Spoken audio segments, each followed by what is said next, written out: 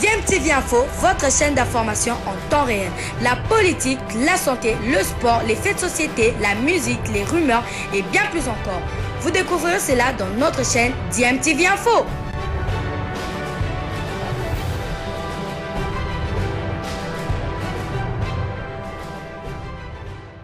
Déclaration de la jeunesse quinoise pour la paix et le changement relative à la situation socio-politique qui prévaut dans la ville-province de Kinshasa. Nous, jeunesse quinoise pour la paix et le changement, suivons avec attention soutenue la crise qui secoue la ville-province de Kinshasa entre le gouverneur Jean-Timingo Bilambaka et le vice-gouverneur Néron Mbungu. La jeunesse quinoise pour la paix et le changement, préoccupée dans la participation citoyenne dans le processus d'accompagnement des efforts du chef de l'État, son Excellence Félix Antoine Tshisekedi Tshilombo a amélioré les conditions de vie de la population congolaise, mais surtout celle quinoise, conformément à sa vision chère de l'union sacrée de la nation, vision qui prône l'implication et la participation de tous dans la gouvernance du pays, sans tenir compte des considérations d'appartenance idéologico-politique ou ethno-tribale, constate avec indignation, à la suite des révélations accablantes dans le média par le vice-gouverneur de Kinshasa, la gestion opaque de M. Jean-Timingo Bilambaka, gouverneur de la ville-province de Kinshasa. À cet effet, la jeunesse quinoise pour la paix et le changement dénonce avec dernière énergie la politique de marginalisation contre un vice-gouverneur élu sur le même ticket que le gouverneur pour des fins inavouées, pratique tant décriée du régime passé dont le gouverneur Jean-Timingo Bilambaka incarne la continuité de la médiocrité, contre laquelle le chef de l'État, commandant suprême, ensemble avec la population, formant un seul corps, milite pour le développement du système qui a paupérisé et clochardisé le peuple congolais. La jeunesse quinoise pour la paix et le changement tire la sonnette d'alarme à la vigilance des Quinoises et Quinois sur la démarche pyromane du gouverneur Jean-Timingo Bilambaka à écarter son vice-gouverneur de la gestion de la ville pour asseoir ses racines de division communautaire et de pillage des ressources de la ville, comme il a si fait dans le Maïdom. La jeunesse quinoise pour la paix et le changement, bien que le gouverneur Jean-Timingo Bilambaka ressuscite les cendres de Maïdom, à savoir à Yumbi, dans la ville de Kinshasa, à cause des frustrations suscitées dans les chefs de Nekongo qui se reconnaissent en Néron Mbungu dans la gestion de la ville de Kinshasa. Il est plus que urgent pour les autorités de la République, mais aussi et surtout au sérail de la famille présidentielle, à s'investir pour taire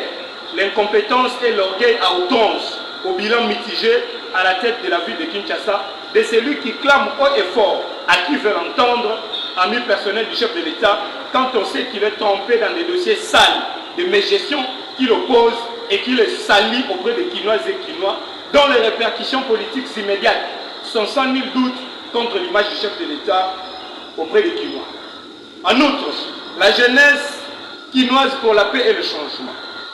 met en garde le gouverneur Jean-Timingo Bilambaka contre toute tentative visant à salir et à défenestrer le vice-gouverneur de la gestion de la ville, quand on sait que c'est un élu de Kinshasa, à ce titre, redevable aux Quinoises et aux Quinois. Y égard de ce qui précède, la jeunesse quinoise pour la paix et le changement exige ce qui suit. 1. Que le vice-gouverneur Néron Mbungu soit rétabli dans ses droits, à savoir d'être impliqué dans la gestion de la ville et c'est conformément à la loi. 2. Interpelle les législateurs congolais à définir clairement l'étendue d'exercice du pouvoir du vice-gouverneur afin de mettre définitivement fin les abus de gouverneurs contre leurs vices sur toute l'étendue du territoire national et c'est en vue de promouvoir la collaboration dans la gestion de province pour le bien-être collectif. 3. Sollicite l'implication de l'inspection générale de finances en vue d'enquêter sur la gestion de la ville-province de Kinshasa afin que les Quinois et Quinois soient tirés au clair de la gestion de la ville. 4. Sollicite l'implication personnelle du chef de l'État à barrer la route au plan machiavélique de M. Bilambaka visant à défenestrer le vice-gouverneur Néron Mbungu de la gestion de la ville de Kinshasa. Il est de notre devoir, en tant que population quinoise, de rappeler au chef de l'État que si ce plan venait à se concrétiser, ce ne sera pas la personne de Néron Mbungu qui sera écartée, mais plutôt la province du Congo central qui se reconnaît et qui s'identifie en lui. C'est pourquoi nous, jeunesse quinoise pour la paix et le changement, sollicitons du chef de l'État, son Excellence Félix-Antoine Tshisekedi Tshilombo, en sa double qualité de garant du bon fonctionnement des institutions de la République et du symbole de l'unité nationale, de veiller à ce que le plan de division de Mekongo, du Congo central et ceux de l'espace Grand Bandundu ne se réalise, dont les conséquences sont incalculables. Que vive la paix, que vive l'union sacrée de la nation, que vive l'état de droit, que vive la République démocratique du Congo. Je vous remercie.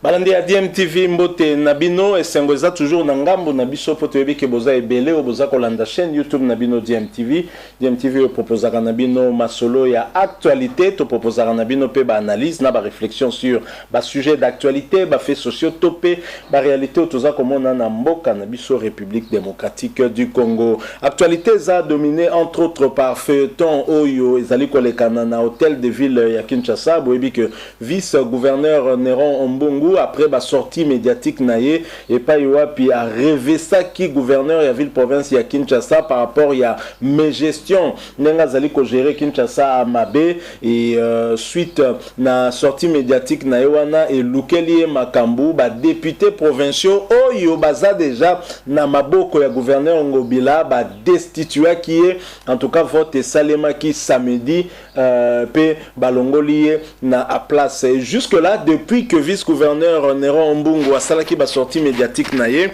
gouverneur Gentini Ngobila en tout cas s'exprima qui était par rapport na sujet wana a outil quand même que s'exprimer de tomoni tokoka ko partager moi réflexion to analyse muke par rapport na ndenge gouverneur à sortir de son silence pour ka zonge la makambo et l'Obama qui na vice-gouverneur na yeska koti na fond ya makambo est-ce que yé à répondre le lengeni ni yango na lingina proposé bien ensuite nous allons faire une petite analyse chacun se fera en tout cas sa propre opinion. Je rappelle que Boza Kolanda chaîne YouTube Nabino DMTV, ceux que zana no abonné tende konanga mi abonné na chaîne Oyoko Bossa na pété ko activer notification. Une fois que vous cliquez pour s'abonner, au comment on appelle cloche moko et apparaître, il y a une cloche de notification, cliquez dessus et qu'on permettre au ratagalisou la prochaine vidéo chaîne Nabino YouTube DMTV qu'on propose et Nabino. Suivant le gouverneur Gentini Ngobila, nous nous retrouvons tout de suite après. Ngai na tumuli moto te moto ye moko alobi ya mitumola soki moto ya mitumoli ye moko na bandi akoki mpe kozoka puta ye moko ya mitumoli mpe azwi mbano ye abandaki kozela matumoli ya ye moko amitumoli ye moko lisusu ngai natumoli ye te mpe nakoki kotumola ye te voilà mais eza maa mingi komona lolenge ya bandeko mosusu yo okozwa ye bosala esika moko oreya tia kimia ye azotia moto yo olingi bosala na ye alingi kaka non yo longwa place yo ozali ye akoma place akoma esika na yo nzambe mpe alingaka nongo wana te yango wana ye moko abandi komitumula mpe asuki na lolenge ya mabe esika ya kokende ameka nani kochange bizaleli wana mpe na banzi ke bandeko bayebi lolenge na ye ndenge atambolaka bakosunga ye bakopesa mwa baconseil mpona atika bizaleli ya lolenge wana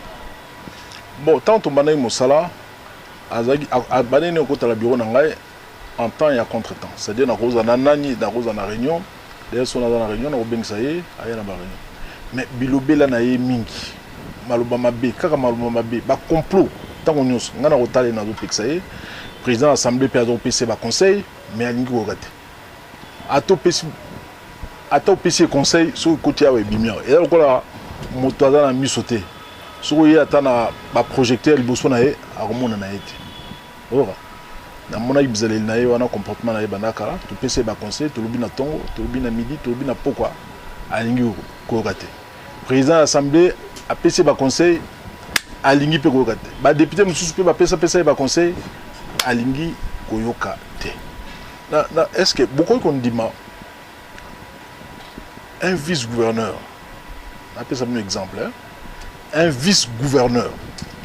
ya Kinshasa tozana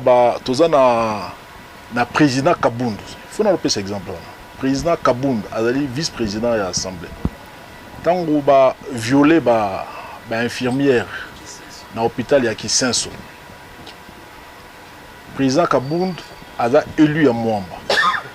accueilli na hôpital ya Kisenso ko consoler ko soutenir ba infirmière wana tango alinga alongwa azonga akamati ya tchelo boko na poche a ticket bango 2 millions de francs azunzela akenaye ye vice gouverneur lokola aza élu ya Kisenso ake kuna na hôpital wana ake ko silika oh pour la nini bandimi Kabund président Kabund aya na hôpital wana ezali territoire na ye ezali fief na ye électoral eza bastion na ye électoral asiliki mabe aye nganzi asiliki agangeli directeur hôpital akamati abotoli 2 millions de francs ezali na mabuka directeur akena yango aye pe na hôtel de ville abingi ministre na biso ya santé balongola directeur wana na mosala kapona donc exemple kaka moko na piste balongola tata na mosala parce que ayambaki Kabund mais ya lobi azaki na pouvoir te mais ndenge ni asalaki pona longola directeur ya hôpital wana ya Kisenso asaki ndenge ni pona longola na mosala vous mona lolongi ya mutu ndenge wana eza pas mingi parce que pona kosala na ye faut za motema monene kwa ngai sinon ko supporter ta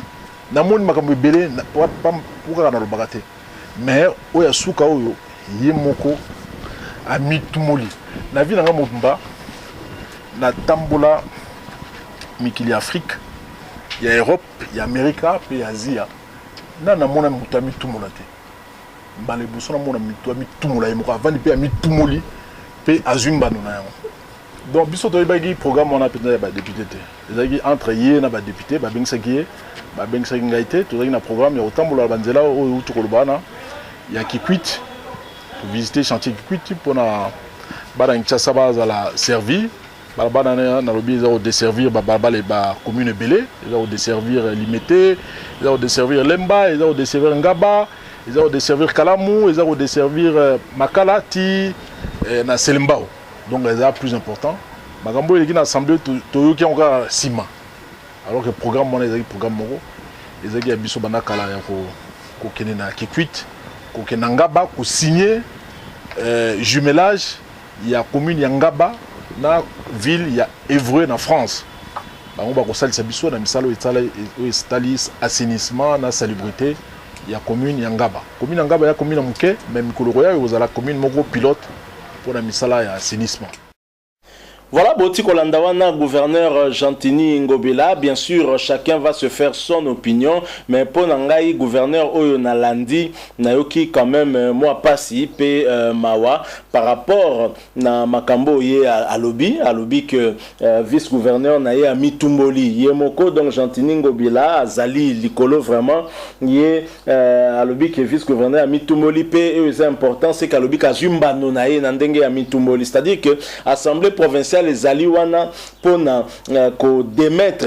vice-gouverneur soki kaka yé azali en désaccord na gouverneur ezali quand même pas si mingi lecture nazo sala nango ezali ya mawa ya komona ke bao bazali ba élu ya Kinshasa oyo ba kino batindaki na ville province wana peut-être baza ko yeba musala oyo ba kino batindaki bango kuna te ezali entre autres ko contrôler exécutif provincial mais auto zali komona ke ba député provinciaux mobimba ba ko réagir kolongola vice-gouverneur pour à critiquer gouverneur Jantini Ngobila. Bien évidemment, critique il y a sali vis-à-vis na gouverneur Jantini Ngobila, ils allaient beaucoup plus liés na musala, liés na gouvernance ya ville province ya Kinshasa. Gouvernance ils allaient décrier na batu ebele comme on a lolenge Jantini Ngobila azali ko diriger Kinshasa pe moko azali na kati ya administration ya Kinshasa azako ebisa na biso lolenge makambo ezali ko salima na ndenge ya mabe. On aurait pensé que soit justice na biso soit même IGF bakoka kozwa occasion par rapport à ba déclaration ya vice-gouverneur pour balandela moi muke à la loupe makambo ezali ko salima na kati ya ville province ya Kinshasa. Malheureusement makambo ko salima lolenge oyo wanate tomoni que finalement ba député provinciaux oyo bazali na bango pratiquement déjà na solde ya gouverneur Jantini Ngobila puisque au moins une trentaine na bango ndenge tozo ba information par rapport ba député musu bazan l'assemblée wana baloba que bango ba constituer ou bango ba benga dynamique Ngobila. Comment voulez-vous que des députés provinciaux qui sont censés contrôler Jantini Ngobila ba koka kozana kati association mo dynamique Ngobila donc baza ba fan club naie ba jaleliste naie donc c'est vraiment triste ezali mawa. Donc finalement Nerombungu a payé prix ya kobe balanaye na Jantini Ngobila ba luki kutata ba landela ba problème de fonte o ya posé mais directement bango ba démettre sans doute peut-être pour ba rendre beaucoup plus silencieux à kokasu kolobate ba kino ba ebate buzoba nini ezali na kati ya hôtel de ville wana makambo mabe o ezali ko salema na à suivre Jantini Ngobila. On sent quand même un peu d'arrogance na ba propos na quelqu'un qui est sûr de lui oyo alors que yetende mutataki Nerombungu wana mais il estime kazumbanu na ye mbano pour la nini pour Jantini Ngobila pour Jantini Ngobila ba s'attaquer na ye c'est-à-dire Nerombungu comme s'attaquer na mes gestion à Jantini Ngobila mbano na ye zali ba député provinciaux ba longola ye au lieu que ba député provinciaux na batale la biso ba kao za ba kinoa notamment il y a net ministre à transport il y a ville province ya Kinshasa où il y a sala ba déclaration moko na top Congo sengeli kolandela notamment en ce qui concerne les taxes ou azali ko futisa ba chauffeur ya transport 500 francs par jour bazali ko futa mbongo wana gestion nango zali lolenge nini. À plusieurs reprises nous demandons à ce que IGF ko s'impliquer na makambo wana mais ka kolandela un peu traçabilité à bambongo wana parce que ba information tozali ko yoka par rapport na dispatching ya mbongo wana zali pena kitoko mingi te falaki institution eza capable ya kolandela ko ka kolandela pour tout le monde à moi clair parce qu'après tout les ambongo ya contribuable congolais. Alors maintenant j'aimerais vous proposer moi réflexion mouké ya moi politique hein oyo à s'exprimer peu par rapport à sujet wana. J'ai trouvé réflexion intéressante ya on a partagé en abino. Nous sommes toujours sur DMTV hein, rassurez-vous yom tozana l'abonné temi abonné ko bossa na pété ko activer notification au cliquer quand la cloche wana ko mone ko apparaître ya ngonde ko permettre à ta soutenir la prochaine vidéo trop proposée. Suivons et nous nous retrouvons tout de suite après. Il y a ville à Kinshasa et tout ce qui se passe autour pour mon assemblée provinciale. Nous avons une question. Moussala Penza yaba assemblée provinciale Ezalaka ni jusque-là dans la législature passée. Rares sont les édits Oyoba assemblée provinciale yaba province na biso nyonso Congo et vota. Il y a personne qui a relevé 15, 20 ou 30 et dit que l'Assemblée provinciale est votée. Donc nous sommes dans l'Assemblée provinciale de la voté. Nous sommes dans la sorte. Le gouverneur, corrationné par le gouverneur, c'est tout ça. Nous sommes dans l'Assemblée provinciale à Salaka, l'Assemblée provinciale de Salaka, donc, non, s'il vous plaît, ceux qui réforme oui, pour l'Angaï, je pense qu'il faut qu'on ait la réforme de sorte que l'Assemblée provinciale. On peut élire un gouverneur, un suffrage universel direct, et puis, service pour contrôler les exécutifs provinciaux. Au lieu que tout ça dans l'Assemblée provinciale, il y a à part pour voter budget, il y a tout le monde a payé le côté, et voilà pourquoi Nerombungu, entre autres, il avait raison dans Makamousou. Mais on nous a sacrifié. Makamousou, a azaki na raison parce que la plupart il y a assemblée provinciale ebele ce que le gouverneur a oumeli mingi na mandat ya gouverneur c'est que ati assemblée provinciale na poche koko rompre ko pesa bango bambongo po basimba yete tout ça donc je ne faut pas mon importance na yango te mon importance na yango te donc na makambo oyo eutai koleka na Kinshasa. Bon, c'est vrai que les députés provinciaux ont décidé pour la Rolongola Nerombungu. Moi, je n'avais pas aimé une partie à l'intervention. C'est vrai que dans Maramso Lobaki, il avait raison, mais mon Makambo Mosus n'avait pas d'accord. Je l'ai vu là, ma Kolongulu, c'est une sorte de théâtre, je ne sais pas quel message je voulais lancer par rapport à ça. C'est pour dire que ville à Kinshasa, ils ont un problème. C'est vrai que Ngobila n'a limité plus particulièrement. On voit quand même qu'il est en train de faire des petits efforts. Il y a moi, pelouse par-ci, par-là. Mais ce qu'il peut en général, ce n'est pas ce qui a Tali ville à Kinshasa. Et ça passe peu mawa. Ngana ndaki ki ba député avant balongola Nerombungu ba yebisa ke makambo Nerombungu alobaki akosi menzoka nde akositi ville Kinshasa ezotambola malamu ou mabe ezotambola mabe Nerombungu akositi ville Kinshasa ezana salité ou te ezana salité Nerombungu akosi te balongoli pourquoi il fallait pas yebisa biso batoyo to votaki bango balobake no to longoli Nerombungu pona boye jamais dans la landi gouverneur de la ville alors bingai na tumola qui était yende ayeko tumola ngai bongo wana mbano na ye c'est-à-dire Nerombungu balongoli wana po tumola ki titulaire na ye yango balongoli non mais Nerombungu a posé problème de fond on les ali gérance ya ville Kinshasa alobaki nini vision ezate to sala ka ba réunion te to sala ka boité il fallait ba côté derrière biso ba doye ba kete esika alobaki boya kosi esika alobaki boya kosi soki ezali kaka ndenge bato bazo confirmer que no ba député à ville Kinshasa bazali na poche ya mutu en tout cas ekozala mabe osombo au lieu que bazala ba contrôler ka gouverneur bonaboe mais parce que mon a touché même on n'a pas balongolier mon a touché bo balongolier finalement to que vous ndengini. Je pense que le vrai problème est aligné que ma cambo oyo Nerombungu alobaki soki akosi balobela bakinoa ke no akosaki mais je pense que na onyo so alobaki dans l'opinion kinoa zo comme si Nerombungu azana est victime parce qu'il défendre bango ça azali victime na vérité na biso tout tozo mona na Kinshasa wa ndenge ezali gérer tozo mona zando akendeki abuki babimba banini wana c'est bisengo la vérité tant yoki déjà que alinga longwa ndia wana tini po azo agayimo se pantia kino. Mais c'est aussi stratégiquement la logique va bandaki na ngokala peu importe ba combina bango mais au moins merci qui va se retrouver dans la gestion.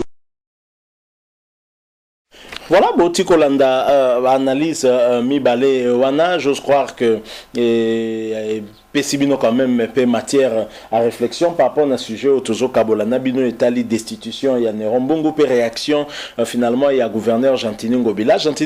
a tikala qui silencieux pendant que Nerombungu sala qui makamnaye et a bombela qui Nerombungu surprise punition à makasio a pesa qui eza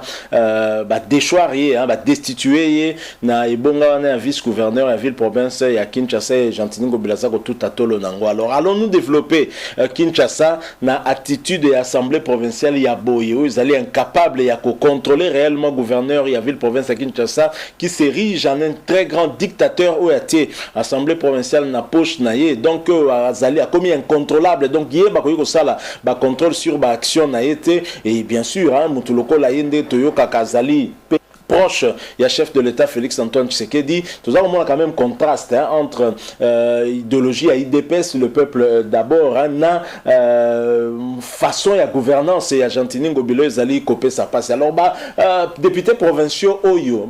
traité Makambo il me semble avec beaucoup de légèreté. Sur les raisons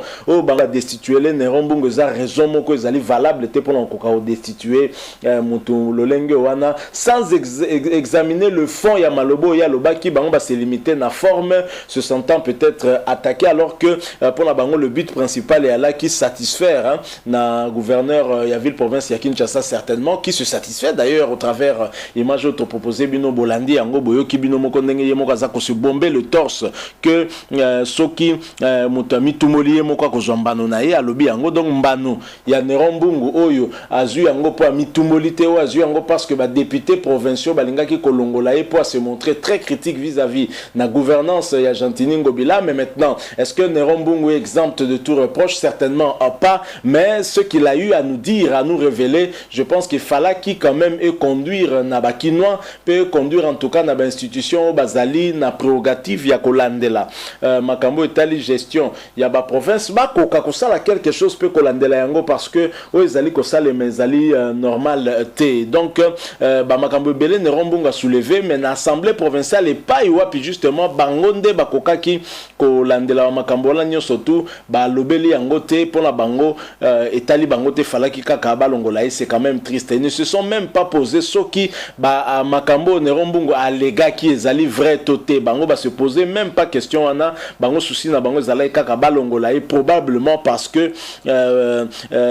ezalaki makambo ezali na intérêt ya gouverneur ya ville province ya Kinshasa. Je pense que le président de la République Félix Antoine Tshisekedi a besoin ya kozala na ba gouverneur moko yo ba ko collaborer na sens ya vision ya zanango pour na peuple oyo soki gouverneur azali ko travailler na sens il y a le peuple d'abord en termes il y a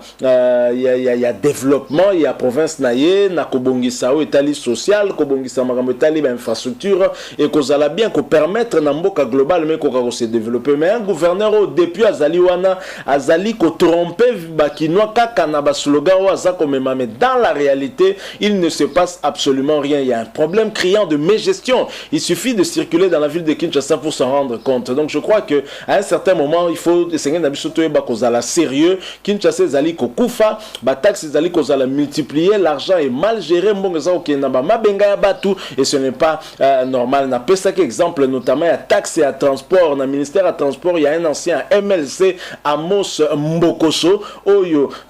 ba kino ba zali comme on a clarté na gestion mbongo wana. Il raconte des choses hein, à dormir debout et sengeli na IGF que ne boaka au moins li suwana ezali pe makambo etali gouvernance ya Jantini Ngobila ambaka oyo bisotende tolobi yango vice gouverneur na enda lobai ke gouvernance wana ezali mabe pe alaka ki biso déjà que Kinshasa bopé te échouer lamentablement. En fait ça échoue déjà. Kinshasa bopé te commis que ezande